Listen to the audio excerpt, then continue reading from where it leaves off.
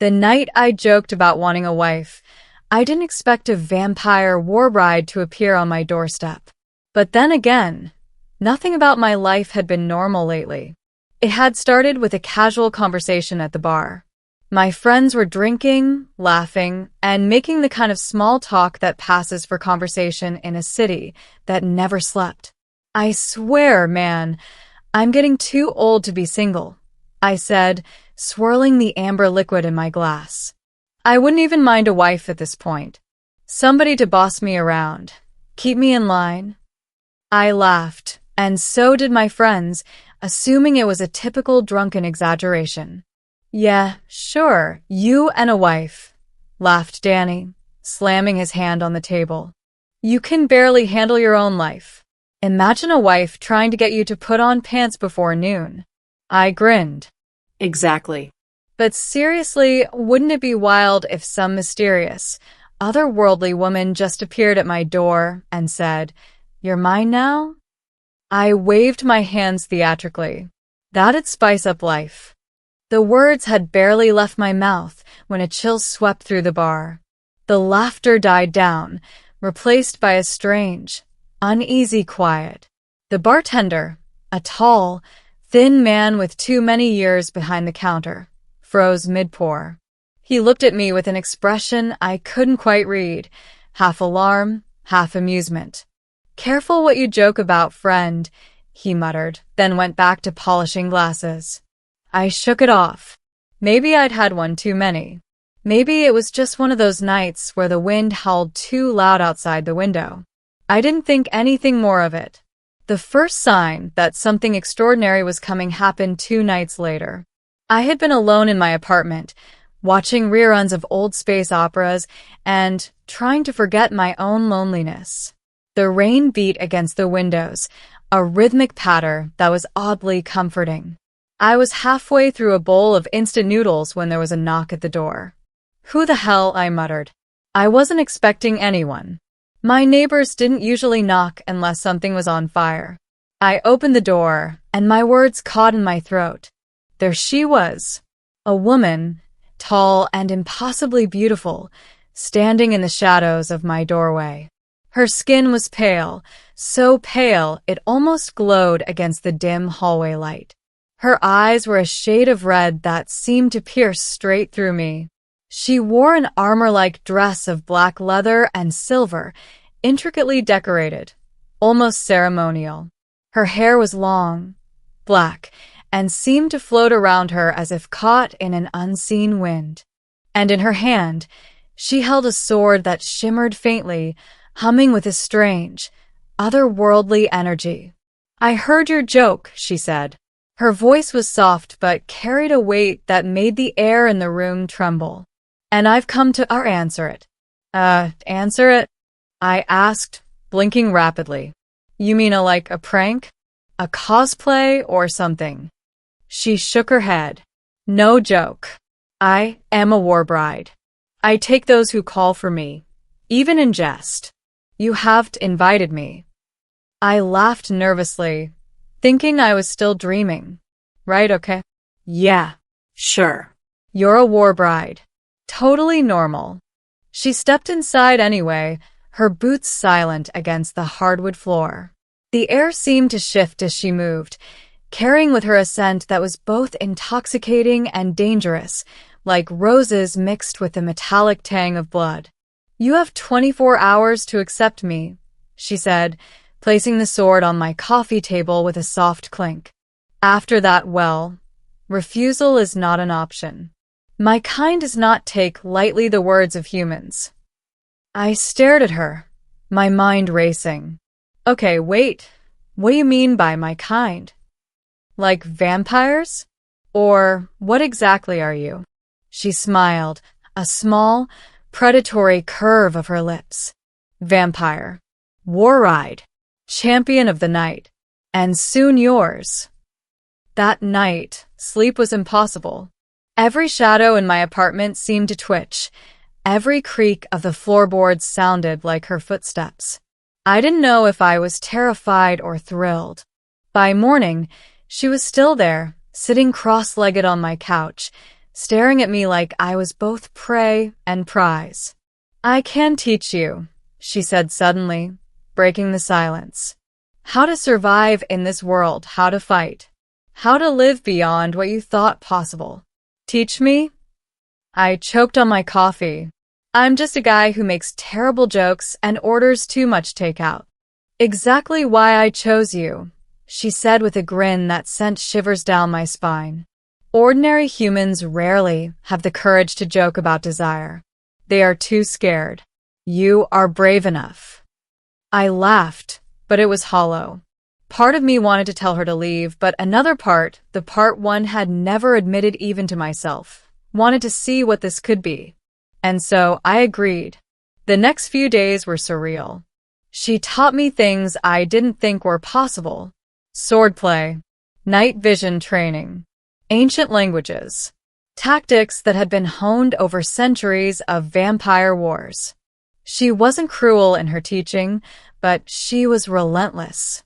Every mistake was met with a sharp, calculating glance, every success rewarded with a rare smile. "Why are you doing this?" I asked one night, as we sparred in the abandoned warehouse she had chosen as our training ground. "Why me?" "Because I am bound to those who summon me," she said. Her blade barely missed my shoulder in a feint. "Because you joked, and now your life is intertwined with mine. And because perhaps I see something in you. Something human that is worth more than I thought." I didn't know how to respond to that. I couldn't tell if it was a compliment or a threat. Probably both. Then came the attack. It started with the shrieking. Outside the city, the skies tore open and creatures descended, ghastly, winged monstrosities that smelled of decay and carried weapons older than humanity itself. They were raiding, pillaging, seeking to claim what they called the vampire thrones. We ran. She moved like a shadow, fast and precise, cutting through the attackers with a grace that was terrifying. I followed as best I could, wielding the sword she had given me, swinging clumsily, but surviving thanks to her guidance. "You will need more than courage," she yelled over the cacophony of battle. "You will need instinct. Trust yourself." And somehow I did.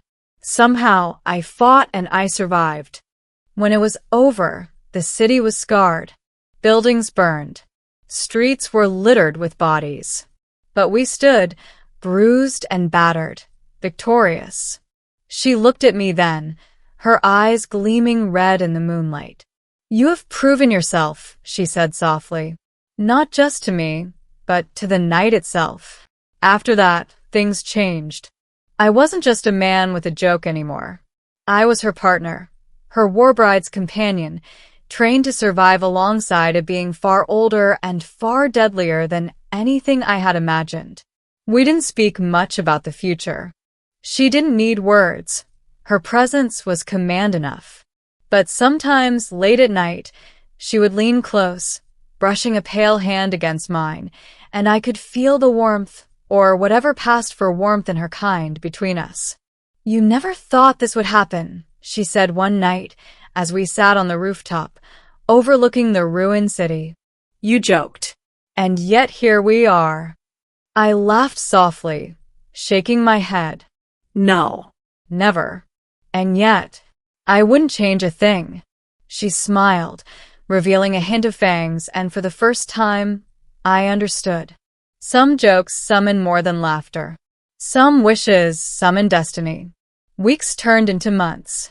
The city healed, but the memory of the attack lingered. She trained me, taught me the ways of the night, and slowly, our connection deepened beyond mere obligation or summoning. There was trust now, and something dangerously close to affection, though calling it that felt human and trivial, and we were anything but. One night, she asked me the question directly. "Do you accept me fully?" Not as a visitor, not as a joke, but as the bond one was sent to form. I looked at her, at the pale moonlight illuminating her angular face, the red of her eyes softening just enough to hint at the immortal soul beneath. Yes, I said, and I meant it. I accept you, and everything you bring with you. Darkness, war, blood, everything. She knelt before me, a ceremonial gesture from her world, and I realized that my life had changed forever. I had joked about wanting a wife, and now I had a vampire warbride. The rest of the world might have thought I was insane. Friends would whisper about the strange woman with glowing eyes and ancient weapons. But none of that mattered, because every night, when she walked beside me through the city, sword in hand and shadow trailing behind, I knew that life, in all its chaos and blood-soaked beauty, had finally answered my joke. I had asked for a wife, and the night had delivered something far, far greater. After months of training, surviving attacks, and navigating the night alongside her, I had grown into something I never imagined, a man who could stand beside a vampire warbride as an equal, not a terrified mortal. I could fight, I could strategize, and more than anything, I had learned to trust in something beyond myself. The city had mostly recovered from the last raid, though the scars remained, a reminder that peace was fragile and danger never truly slept. My friends still whispered about the pale woman who now lived with me, and strangers would glance with suspicion when she walked beside me in the streets. I didn't care. One evening, she led me to the same rooftop where we had watched the city after our first battle together. The wind carried a faint scent of rain and metal, and the moonlight painted her pale skin in silver. "You have grown," she said, her voice softer now, almost human in its warmth. "You fight with skill, you think with clarity, and you care." I swallowed, unsure if I could fully articulate what had changed in me. I never thought I could be like this. Not brave, not ready, not worthy. She stepped closer, and I saw the faintest curve of a smile. "You are worthy, more than you know. And now, the choice is yours." I blinked. Choice. To accept me fully, not just as a partner in battle, but as my companion, my equal, my bond. To stand with me in life and in darkness, in war and in peace. I thought of everything we had endured together. The first terrifying night she appeared at my door, the battles against creatures that defied imagination, the long nights of training and shared quiet moments. I thought of how my life had shifted from mundane loneliness to extraordinary survival, to this strange, thrilling connection with a being who was both terrifying and mesmerizing. "Yes," I said, finally. "I accept you. Fully. Whatever comes next, I face it with you." Her eyes softened, the red fading slightly as she knelt before me in the ritual of her people, a gesture of devotion and binding.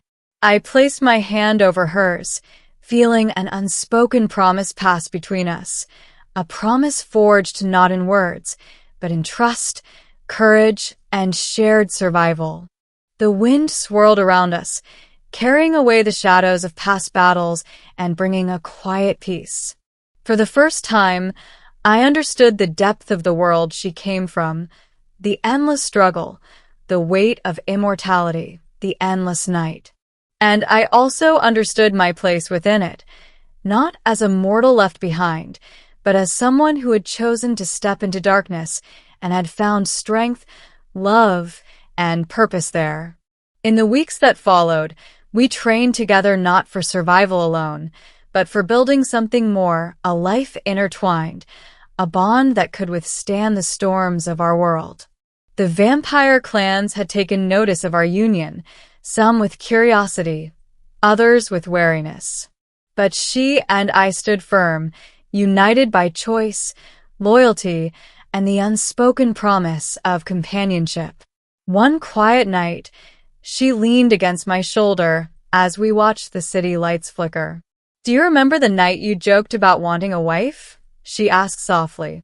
I laughed quietly, remembering the dimly lit bar and my foolish words. I do. I never thought it would turn out like this. Neither did I, she admitted, resting her hand lightly on mine. But fate answers all calls, even jokes. Some wishes summon more than laughter. Some summon destiny. I turned to look at her, the woman who had come from legend and shadows, who had changed my life in ways I couldn't have imagined. I guess I got exactly what I asked for, I said. And more, she whispered, brushing her lips against my cheek. Much more. We stayed on that rooftop long into the night, no words needed. The city slept below, unaware of the bond that now walked among its streets. I knew dangers would come again. Vampire wars, monstrous raids, enemies of every kind, but I also knew that I would never face them alone. I had joked about wanting a wife. The night had delivered something far beyond a joke. It had delivered a partner, a warrior, a companion, and a destiny. Together, we stepped into the darkness, not afraid, not hesitant, but ready.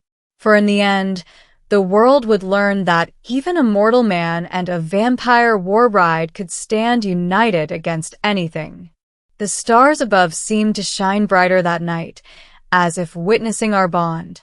And as we disappeared into the city, shadows embracing us like old friends, I realized this was not just an ending, but the beginning of something eternal.